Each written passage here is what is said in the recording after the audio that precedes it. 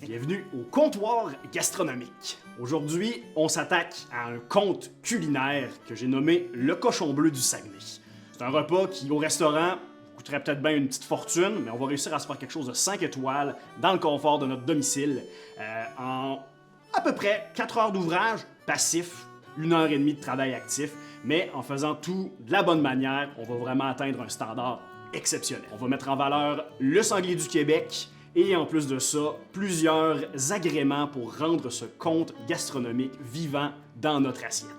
On se rappelle les grandes lignes du cochon bleu du Saguenay. On parle d'une espèce de bête ou d'un sanglier sauvage qui vit d'un tal de bleuets puis qui garde une espèce de trésor perdu. On a vraiment des éléments qu'on va essayer de mettre en valeur dans l'assiette. On va avoir en premier lieu une frite étagée. On va faire confire dans le gras de canard puis dans le gras de sanglier, une joue de sanglier braisée dans le cidre, des pommes de terre bleues. On va également avoir une tuile de bacon de sanglier, des lardons de sanglier, puis une petite sauce au bleuet. Ça va être exceptionnel. La première étape qui va nous prendre le plus de temps, mais qu'on peut abandonner pendant une bonne période, ça va être de faire nos fameuses frites 1000 étages. Les gras qu'on va utiliser pour faire confire nos pommes de terre, en fait, on fait un mélange moitié-moitié entre du gras de canard et du gras de sanglier. On s'entend que du gras de sanglier, on peut pas trouver ça au coin de la rue. Par contre, on travaille avec le sanglier du Québec dans l'assiette. C'est sûr qu'on peut récupérer du gras de cuisson pendant tout le processus. Fait que ça reste vraiment accessible avec le truc qu'on fait. On peut aussi juste pas se casser la tête et passer au complet avec du gras de canard, ça va quand même être merveilleux. Pour les pommes de terre, on y va avec des pommes de terre russet. C'est vraiment ce qui se transforme le mieux en frites ultimement, parce que c'est ça qu'on cherche à faire avec des patates 1000 étages. C'est vraiment d'avoir une patate feuilletée qui va devenir une frite par la suite, qui va servir de lingot d'or dans notre assiette, l'espèce de butin des brillants. Première étape, on part notre four à 250 degrés Fahrenheit. C'est à savoir comment ton four fonctionne. On sort notre objet du démon, la fameuse mandoline, puis on épluche nos pommes de terre. Une seule main, puis on se fait des longues saccades, toujours égales. Essentiellement des frites 1000 étages, c'est vraiment pas différent de comme on ferait un gratin. Évidemment, on mettra pas de sauce dedans, on va plutôt se servir du gras de canard et du gras de sanglier pour faire confire le tout. Et on va juste s'apprêter à faire fondre le gras, histoire que ça puisse enrober les pommes de terre. Ça sera vraiment pas long, ça fond extrêmement rapidement. Pendant ce temps-là, on va juste sortir un cul de poule pour nous mettre nos pommes de terre. On ferme le rond, on vient déjà d'arriver avec notre gras liquide, donc vraiment là, à peine chaud. On a vraiment pogné la température pièce qu'il fallait. On met ça dans les pommes de terre. Et voilà, ça va être cochon cette affaire-là. Et là, on peut y aller à main nue, histoire de venir vraiment les enrober tout bord, tout côté. On y va quand même gentiment pour pas que les pommes de terre viennent qu'à casser. On veut des belles rondelles pleines. On sort notre récipient. On veut quelque chose qui va avoir la taille pour réussir à faire des bâtonnets frites qui sont intéressants. Ça va faire une belle présentation. Papier parchemin, on installe ça dedans, histoire de bien tapisser le fond parce qu'on veut pas que ça colle à notre récipient. Et ensuite de ça, on vient placer les patates en étage, exactement comme on ferait pour un gratin. On met ça dans le fond, puis on les étage. Puis le plus haut, le mieux c'est. On veut quelque chose qui va rappeler presque un lingot. Donc la hauteur que ça va nous prendre est quand même capitale. Toute la quantité de gras qu'on va avoir mis là-dedans, à température basse au four, ça va vraiment venir confire, voire même caraméliser les pommes de terre. Et voilà! Donc, on a ici une belle briquette qu'on va même compresser une dernière fois. Donc, on salit les mains pour une dernière reprise. Attention, juste bien comme faut, histoire de enlever toute l'air. On voit maintenant beaucoup plus égal que tout à l'heure. Vraiment beau, super briquette. On enfonce ça au four à basse température. Puis on peut oublier ça pour environ 2 heures jusqu'à ce que ce soit bien confit. Donc, il y a un petit moment qui s'est écoulé. Nos pommes de terre ont reposé pendant au moins 2 heures au frigo. Pendant ce temps-là, on peut attaquer le reste de notre recette. On a des pommes de terre bleues qui vont nous servir à faire une purée exceptionnelle pour agrémenter nos joues. On a du bacon de sanglier qui va nous servir à faire des lardons puis des tuiles de bacon. Ça va être génial. Par la suite, des joues de sanglier, petit producteur local à Québec qui m'a fourni ça. Excellent. On a carottes, oignons, céleri, histoire de venir faire un bon fond pour agrémenter nos joues qui vont braiser dans du cidre ainsi que dans du fond de sanglier. Fond qui m'a pris à peu près 14 heures à faire, mais on peut remplacer ça par n'importe quel autre bouillon maison, évidemment. On attaque nos patates, on en a pour à peu près 30 minutes de cuisson. On se prend un chaudron, on met ça à l'intérieur et on remplit d'eau à rabord. On se prend une petite poignée de sel, on envoie ça en cuisson à feu très élevé. Et on va oublier ça pour au moins les 30 prochaines minutes. Et pendant ce temps-là, on peut s'attaquer à nos joues de sanglier. On en a ici 4, ça peut nourrir vraiment une famille de 2 à 4 personnes. Moi, j'ai tout le temps très faim, j'en prends 2 juste pour moi. Donc, on peut imaginer ici que c'est une portion pour 2 GC, si on veut. Donc, on se prend une petite assiette, histoire d'enfariner tout ça. Les joues, vraiment pas compliqué, c'est vraiment léger la quantité de farine qu'on va mettre dessus. Alors, on saupoudre, histoire de venir vraiment là, colorer tout ça. Moi, j'aime bien y aller avec les mains. Une fois que c'est enfariné, on met ça de côté. On est prêt à procéder. Nos joues sont enfarinées. On va utiliser notre Presto. On part ça à feu très élevé, vraiment là, puissance maximale, histoire d'avoir vraiment là, un bon choc thermique pour nos joues de sanglier. On rajoute de l'huile, que j'ai pas sorti. Ça sera pas long.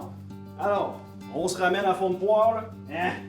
On va vraiment juste vouloir venir colorer les joues de sanglier. Notre huile vraiment chaude, la poêle prête à accueillir nos joues de sanglier. On envoie ça, on veut vraiment avoir un cri caractéristique là, venant du Presto qui va nous révéler qu'il va y avoir de la coloration. Fait que nos joues sont colorées, sont pas cuites, loin de là. Et on a encore longtemps avant de faire de la cuisson à l'intérieur du Presto. On les sort quand même.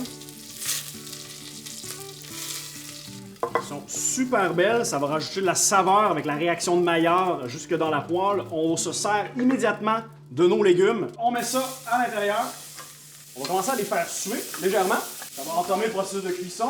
Et là, on se prépare. Ce qui est important, c'est qu'on s'en va avec du cidre. Donc là, pendant que ça continue de cuire, on ouvre la bouteille de cidre. Merveilleux. Et là, tout de suite, on vient déglacer le fond de la poêle. Et voilà pour le cidre. Donc, on vient vraiment gratter tous les sucres qui sont caramélisés dans le fond. C'est de la saveur ajoutée. Il faut vraiment aller récupérer là, chacune des miettes qui traînent dans le fond. Et là, ce qu'on veut faire, c'est qu'on veut que l'alcool s'évapore. Donc, on attend que ça recommence à monter à ébullition.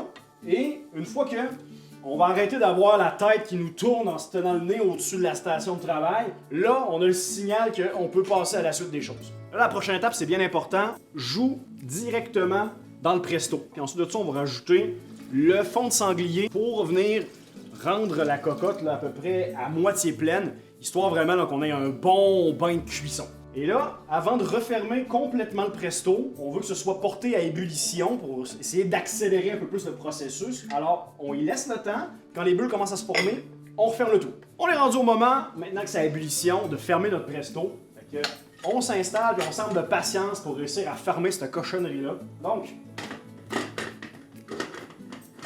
comme ça ici, on vient clipper. Donc, on a le bouton de sûreté qui vient d'ouvrir. On peut maintenant l'oublier, mais on va se le mettre à l'arrière parce que nos patates sont pas mal prêtes en même temps. Donc, on peut fermer le rond et venir égoutter nos patates. On les envoie directement là-dedans. Là, on serait tenté peut-être de les refroidir. Le problème, c'est qu'on veut garder la température des pommes de terre, alors il va falloir essayer de se brûler les mains en les épluchant à ce moment. Ah! Ah, c'est chaud! Ah! Ah! S'il y a une perte de chaleur, toute l'humidité reste à l'intérieur de la pomme de terre, puis ça fait vraiment une purée qui va être grumeleuse, puis ça, c'est vraiment pas souhaitable. Notre Presto commence à faire du bruit, c'est bon signe, la pression est vraiment rendue intense. Ça nous laisse amplement le temps de terminer notre purée de pommes de terre. On s'arrime de notre beurre, fraise purée. On va mettre les patates à l'intérieur, puis on va vraiment rendre ça super fluffy, ou aérien comme on le dit en bon français. Pendant que c'est encore chaud, on peut l'agrémenter avec du beurre. Donc, on peut se permettre là, d'en ajouter une bonne quantité. Puis on va laisser la chaleur résiduelle des pommes de terre venir faire leur travail. Donc, on se permet vraiment de venir mélanger le tout. On va avoir quelque chose de lisse, de riche, vraiment crémeux, qui surtout va pouvoir venir décorer notre assiette de manière exceptionnelle. Bon, on goûte à notre purée. Elle est encore un peu ferme. Fait que je pense que la solution à partir de maintenant, c'est juste d'y envoyer une petite touche de crème, histoire de délier tout ça. C'est mieux d'y aller petit à petit, avec une pincée de sel pour venir finir ça. Puis là, la pâte à modeler est prête pour le service. Histoire d'être capable de faire une belle présentation, moi j'aime bien mettre ma purée dans une poche à douille. Ferme le tout, on va juste faire un petit test, voir si ça sort. Alors, on tient fermement. Ça sort, c'est parfait. On met ça de côté pour le service qui ne saurait tarder. On va se préparer maintenant pour nos tuiles de bacon. Alors, on va venir se découper ça en tranches très épaisses pour faire vraiment des cubes énormes. Donc, on se fait vraiment là, 2 belles grosses tranches. On met ça de côté. On va se faire des cubes à peu près de la même grosseur que de largeur, comme ça ici. On installe ça à feu moyen élevé, histoire de faire fondre le gras, puis caraméliser les côtés des lardons géants.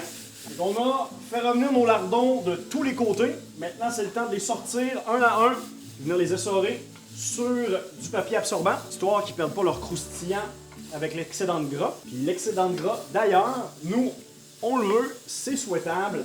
Ça peut servir à faire plein de choses merveilleuses. Donc, on récupère le tout directement dans le bol, comme ça ici.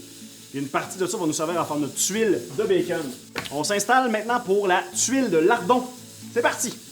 Donc, notre moule en silicone est prêt. On va travailler notre tuile de bacon, histoire de rendre notre mets un peu plus croustillant, puis avec un petit peu de caractère gastronomique.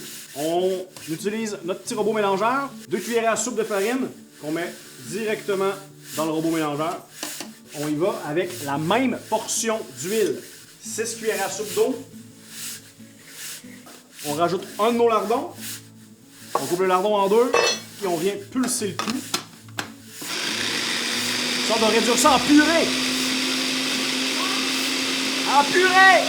Ça, on peut venir mettre ça directement dans nos moules. Et ensuite de ça, à l'aide de notre racle, on vient remplir le moule. Moi, j'ai toujours dit que une des choses qui manque la majorité du temps à un bon plat, c'est de la texture. Donc, on a un plat qui, oui, va avoir une frite croustillante, mais on va avoir une joue tendre, une purée qui est mise avec ça, puis une sauce qui est quand même sur le côté liquide. Donc, on veut vraiment s'assurer d'avoir quelque chose de complémentaire, surtout du relief dans l'assiette. Avec une tuile de ce genre-là, c'est tape à l'œil, ça réutilise le produit dont on sert depuis le début de la recette, puis en même temps, ça le met en valeur, moi ce que j'adore énormément. Fait qu'on enfonce ça à 350, on les surveille de près, jusqu'à ce que ça commence à décoller de la plaque. Ça va commencer à brunir, c'est exactement le moment de cuisson qu'on cherche. On en a pour 10 minutes, c'est la dernière ligne droite, après ça on monte l'assiette. Donc, nos tuiles sont encore vraiment chaudes. On va attendre que ça reprenne température pièce pour pouvoir les démouler, avoir le craquant nécessaire pour venir après ça mettre ça sur notre assiette. On l'abandonne, on peut se servir maintenant de notre friteuse, histoire de partir enfin nos patates 1000 étages qu'on travaille depuis très longtemps. Alors, nos pommes de terre qui viennent de sortir du frigo, on retire les pois, on peut se permettre d'enlever la première pellicule et on vire ça à l'envers, histoire de démouler le tout. Là, ce qu'on veut faire, c'est pas se faire des bâtonnets de frites, on veut des grosses réglettes qui rappellent presque des lingots. Alors, comme ça ici, pour une première. Ça sera notre test en cuisson si on veut. Et là, on veut vraiment avoir quelque chose d'égal. Alors, on va faire la deuxième ici. On peut voir les 1000 étages qu'on a vraiment pris la peine de faire. Une espèce de pâte feuilletée. On va vraiment avoir quelque chose de carré. Alors, vraiment là, comme ça ici. Même chose pour l'autre extrémité.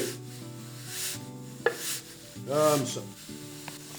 Merveilleux! Donc, on a des super réglettes de pommes de terre. Donc, on se prépare. On a une huile de cuisson neutre. Donc, j'ai de l'huile de canola qui est à 300 degrés Fahrenheit. On veut donner de la coloration. On veut pas que ça devienne vraiment une frite brune. On veut que ce soit légèrement doré parce que la patate est déjà cuite de manière intégrale. Ce qui est important avec l'idée de faire un premier test, c'est s'assurer que l'huile vraiment a pris la bonne température, que finalement le produit se comporte de la manière escomptée. Puis, ça nous permettra de corriger le tir le cas échéant. On s'ajuste en fonction de notre test, on augmente un petit peu la température de l'huile. On prend les plus belles de la gang Et c'est parti. L'important en cuisant nos patates à plusieurs reprises, c'est que premièrement, on va les cuire. Ensuite de ça, on va leur donner la texture qu'ils ont besoin. Donc en friture, c'est dur d'aller faire cuire jusqu'au centre à haute température. C'est pour ça que normalement, on commence par des basses températures. Dans notre cas, on les a fait confire pendant des heures. Maintenant, on les apporte la coloration qu'ils ont besoin, puis le croustillant en surface. Ici, on va les éponger avec du papier absorbant pour retirer l'excédent d'huile. Et là, on va colorer nos frites. Et on profite du moment où ils sont encore chaudes pour ajouter ici de la poudre d'or par-dessus. Donc, on se rappelle la légende du cochon bleu du Saguenay. Le cochon garderait supposément le trésor perdu des brigands qui ont décidé d'enterrer ça là puis qui se sont sautés à la gorge les uns les autres. Donc, ici, on va recréer une partie de ce trésor-là grâce à de la poudre d'or comestible, transformer ça en lingots qui vont nous servir dans notre assiette. C'est-tu pas beau rien qu'un peu ça? On fait pas de la cuisine ici, on fait de l'art gastronomique. Alors, dernière ligne droite, on met ça de côté, on commence la présentation très bientôt. Ça fait maintenant un bon moment que notre presto fait du bruit incessant à l'arrière. On est prêt à lever la pression. Pour être sécuritaire, on garde ça loin de nous. Il y a une petite valve qu'on va déclencher pour faire sortir toute la vapeur. Donc moi, j'aime bien là, je prends à une main, puis j'utilise un instrument pour me garder loin et peser sur le bouton. Donc dans ce cas-ci, j'utilise mes pinces, puis Zaro! La seule règle, c'est pas mourir. On a un bouillon merveilleux. C'est une base exceptionnelle pour notre sauce. Petit bleuet. Gros bleuet. Alors on s'en met là, vraiment une bonne demi-tasse. Comme ça ici. On récupère notre fidèle pile patate. C'est pas vraiment plus long que faire un sirop de bleuet. On veut vraiment juste intégrer ça dans la sauce puis on va la refiltrer histoire de perdre la pulpe de bleuet. Et on va régoûter le tout. Alors, notre sauce est prête. Il reste juste à la monter au beurre. Alors, les petits cubes de beurre froid dans la sauce, histoire que ça vienne s'émulsifier. On va pas juste goûter au produit fini, on va se donner le petit privilège du chef. Alors... Yes! Good! On est prêt pour le montage final du cochon bleu du Saguenay, dont la pièce de résistance, on s'entendra, c'est la mâchoire de la bête. On choisit la pièce la plus copieuse pour nos invités. Ensuite, le trésor enfoui du cochon. Notre purée maintenant, histoire de faire un petit rappel de couleur. Donc ici, on a notre petite tuile alvéolée qui va servir à venir mettre du relief puis de la décoration. C'est sûr et certain, c'est déjà beau, c'est plein de couleurs, mais un petit peu de verdure, ça vient toujours donner un petit peu de punch. Donc, on se prend ici les petites pousses de luzerne. On va venir ajouter à gauche et à droite, légèrement sur nos purées. C'est ici. Filet de sauce. Enfin, les lardons. Et voilà.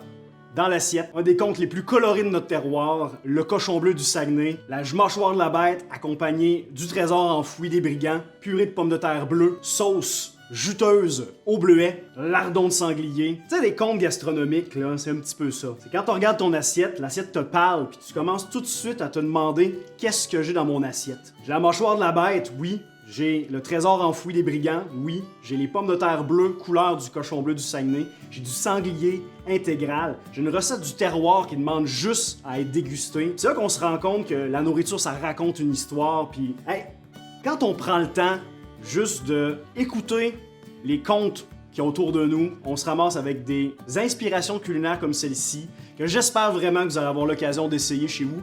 Parce que ça a l'air compliqué, mais c'est vraiment, ultimement, assez simple à prendre en charge. Bon appétit, j'ai vraiment juste hâte d'enfin manger le fameux cochon bleu du Saguenay. J'aurais pas trouvé son trésor, mais j'aurais trouvé la recette qui m'aurait inspiré.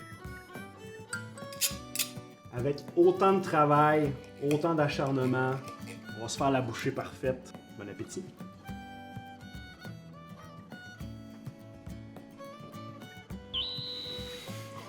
Ouais, c'est